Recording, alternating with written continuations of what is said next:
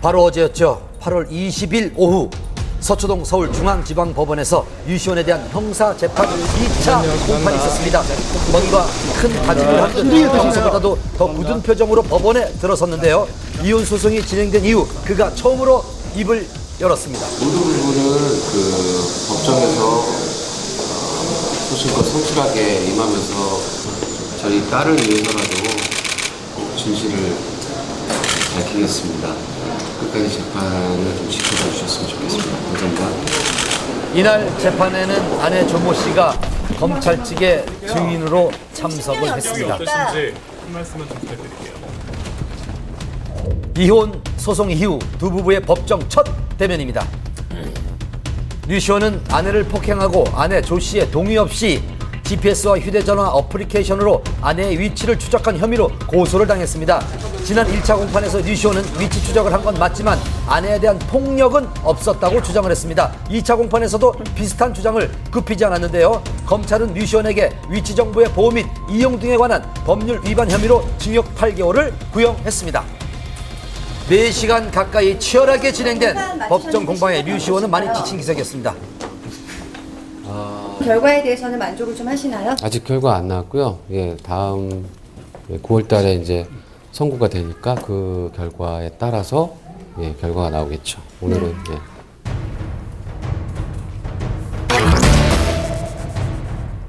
또한 이날은 두 사람 사이에 숨겨왔던 지극히 개인적이고 낯뜨거운 공방전까지 펼쳐졌는데요. 제가 직접 참관해서 자세한 내용을 보고 들을 수 있었습니다. 취재 이어집니다.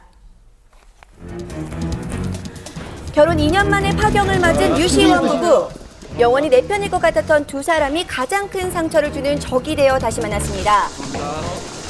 처음으로 법정에서 맞대면을 하게 된 두 사람. 부부간의 낯뜨거운 사생활까지 낱낱이 공개할 정도로 갈등은 심각했습니다.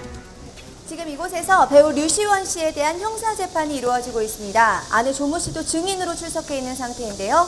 폭행 사실 여부를 두고 치열한 공방이 계속되고 있습니다.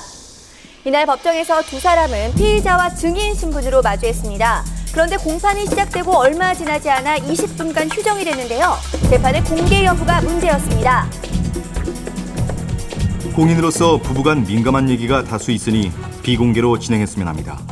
1년 반 동안 피고인이 언론을 통해 나에 대해 온갖 유언비어를 퍼뜨렸습니다. 그래서 저는 재판이 공개됐으면 좋겠습니다. 결국 아내의 의견에 따라 공개 재판으로 진행하게 됐습니다.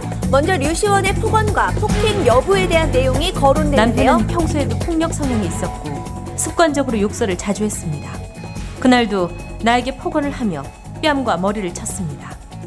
조모 씨는 부부싸움 중에 녹음한 파일을 증거로 제출을 했는데요. 여기엔 내가 웃음냐, 까불지 마라 등 폭언을 하는 류시원의 목소리가 담겨져 있었습니다. 하지만 폭행은 없었다는 게 류시원 측의 입장입니다. 부인이 혼인기간이 짧다 보니까 재산분할 받기가 좀 어려우실 거예요.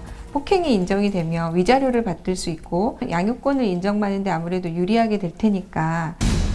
류시원 측에 의하면 아내 조 씨 측이 요구한 위자료는 재산 분할금과 합친 37억과 월 300만 원의 양육비라고 합니다. 고소의 주된 내용인 위치 추적에 대해서도 양측의 입장은 달랐습니다. 남편 류시원은 의처증 증세가 있었고 그래서 나를 감시하기 위해 GPS를 부착한 것입니다. 아내는 전화를 10번 하면 10번 다 받지 않는 사람이었습니다. 직업 특성상 출장이 많은데 연락이 안 되면 불안했습니다. 조 씨는 류시원의 의처증을 류시원은 조 씨가 가정에 소홀한 것을 문제 삼았는데요. 류시원은 아내가 보낸 휴대전화 동영상을 증거물로 아이가 보고 제출했습니다. 싶다고 했더니 휴대전화 동영상으로 아이가 자지러지게 우는 모습을 40초 동안 보여줬습니다. 그래서 집으로 달려왔더니 나와 아이를 두고 새벽에 집을 나가더군요. 아이를 달래느라 전화를 못 받았다고 하는데 남편은 믿지 않았습니다. 그래서 아이가 우는 걸 찍어서 보냈습니다. 그리고 남편이 집을 나가라고 해서 저는 친정으로 간 겁니다. 남편은 내가 뭘 한다고 해도 믿지 않는 사람이었습니다. 어떤 언쟁을 직접적으로 한 부분은 없었습니다.